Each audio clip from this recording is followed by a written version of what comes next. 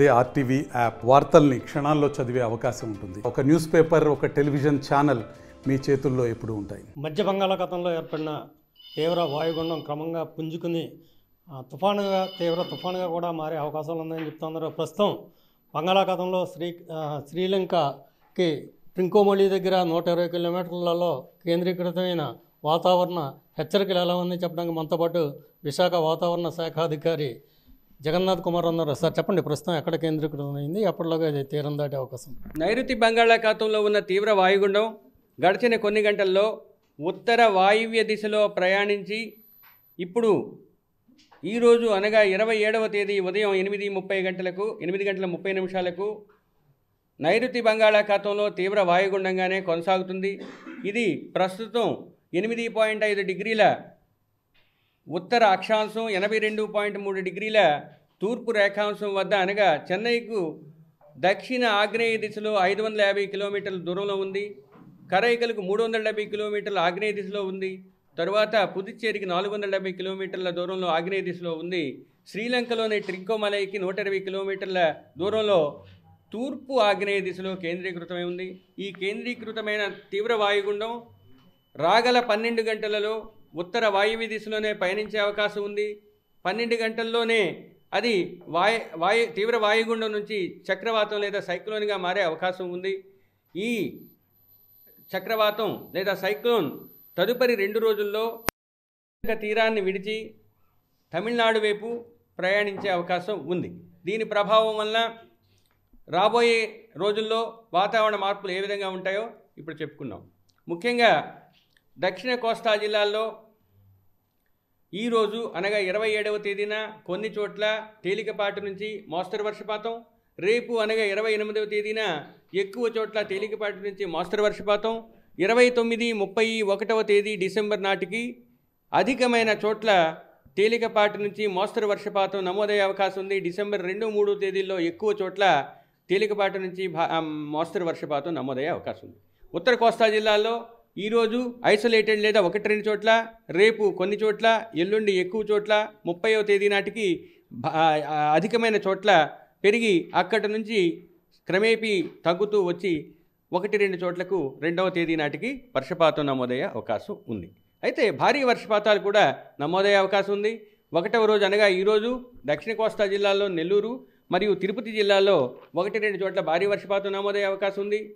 రేపు అనగా 28వ తేదీన నెల్లూరు, చిత్తూరు, తిరుపతి జిల్లాల్లో 1-2 చోట్ల భారీ నుంచి అతి భారీ వర్షపాతాలు, ప్రకాశం, అన్నమయ్య, వైఎస్ఆర్ కడపలో 1-2 చోట్ల భారీ వర్షపాతం రేపు నమోదయ్యే అవకాశం ఉంది.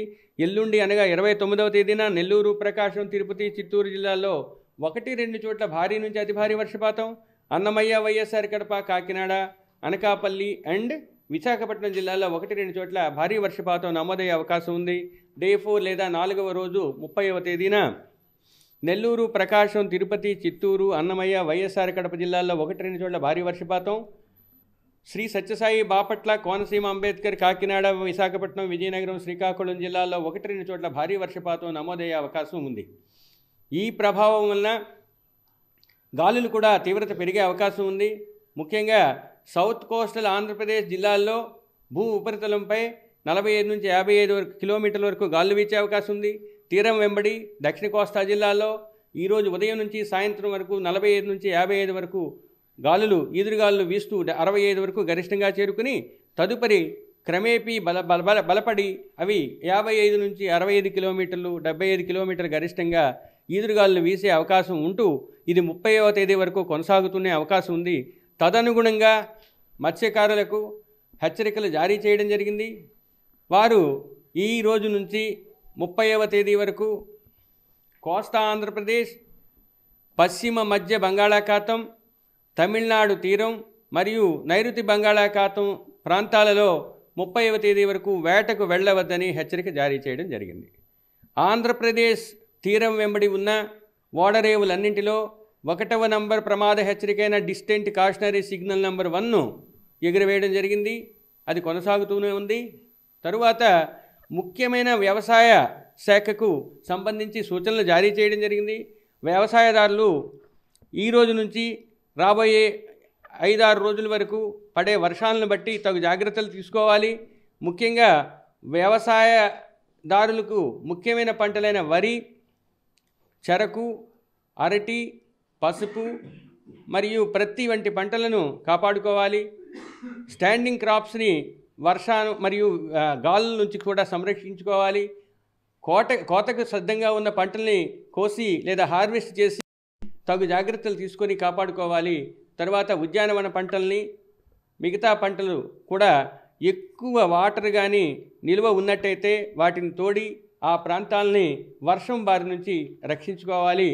ముఖ్యంగా వీక్ లేదా చాలా సున్నితంగా కాండాలున్న మొక్కలకి మెకానికల్ సపోర్ట్ లేదా స్టేక్స్ని ఏర్పాటు చేసి ఈ సీజన్కి అనుగుణంగా తగు జాగ్రత్తలు తీసుకోవాల్సిందిగా హెచ్చరికలు జారీ చేయడం అయింది. సో మొత్తం మీద ఒకటే చెప్తున్నారు జగన్నాథ్ కుమార్ గారు, రాగల 12 గంటల్లో ఇది తుఫానుగా మారే అవకాశం ఉంది. ఈ నేపథ్యంలో రాష్ట్ర విపత్తుల నిర్వహణ శాఖ కూడా అప్రమత్తమైంది.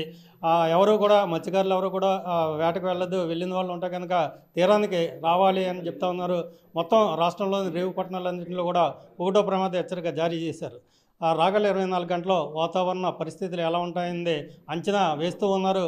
ఒకవేళ ఆ తీరం ఈ తుఫాను ఎక్కడ తీరం దాటుతుంది, ఈ తుఫాను తీరం ఎక్కడ దాటుతుంది అనే దాని మీద ఒక క్లారిటీ వచ్చే అవకాశం మనకు కనిపిస్తోంది. విశాఖపట్నం వాతావరణ హెచ్చరికల కేంద్రం నుంచి కెమెరామెన్ అజయ్తో వర్మ ఫర్ RTV. మరిన్ని వీడియోస్ కోసం ఛానల్ సబ్స్క్రైబ్ చేయండి. లేటెస్ట్ అప్డేట్స్ కోసం వాట్సాప్ ఛానల్ ఫాలో అవ్వండి. అండ్ లింక్ డిస్క్రిప్షన్ లో ఉంది.